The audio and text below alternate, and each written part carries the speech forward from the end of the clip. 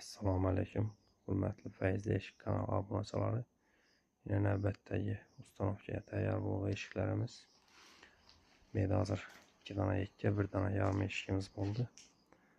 Eshiklarimiz xudo xolasa ertang Gurlan tumanida ustanovka qilib beramiz. Eshiklarimizni birisi yarmi bo'ldi, aynalisli, kalit aynalisdan qalin qashli bo'ldi. Eshigimizning tovari ham motiv tovar bo'ldi. Oppoq laminat motiv bo'ldi. Yonboshlaridan e'tibor beringlar, chiroyli bo'lib ishlandi. Zamokchalarni ham chiroyli qilib döşib qo'yamiz, xudo xolasa. Ustanovka jarayonlarini videoga tushirib qo'yamiz.